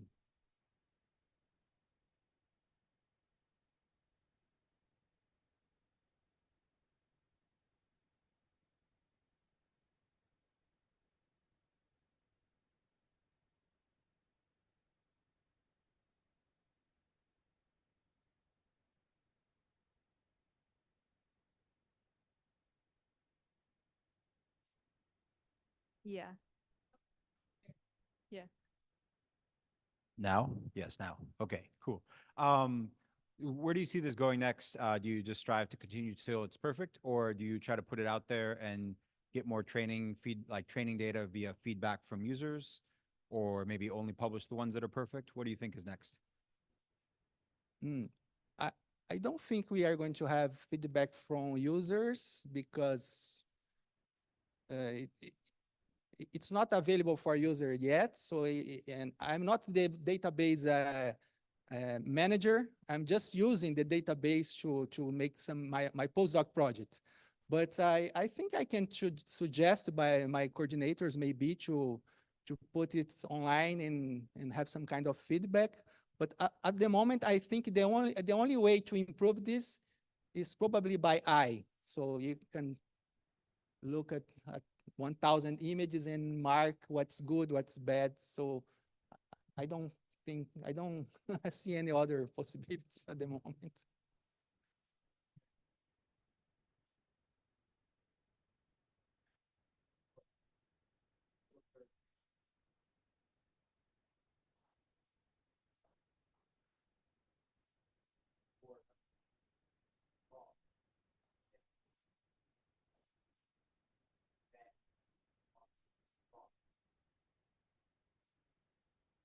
Yeah, yeah.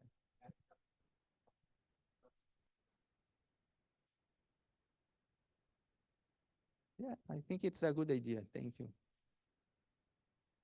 Okay, we have somebody who has their hand raised on Zoom, so we'll take that question and then we'll stop there.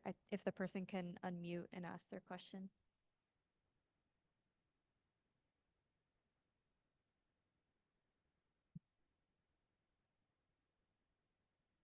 Maybe.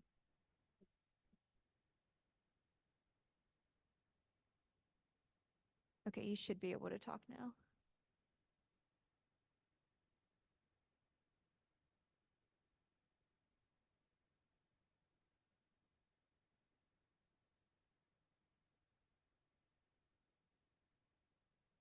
The unmute and ask the question on Zoom. Yeah. Oh, that was my mistake. Okay, I think we're good. Any last questions in the room? Okay, who made the training data? Was there any sort of quality check to ensure you drew good midlines by hand? No. It's a lot of good questions here today. So I did this manually. So it was very hard to do. It was 1,006, just using a tablet and a stylus pen just to circle the fish and clear the outside and make the inside black. So the quality control is my eye at the moment. So I don't see, I will join my supervisor and think about that. So it's a good question. Thank you. Okay, I think we can stop there. Thanks, everybody. Glad you made it.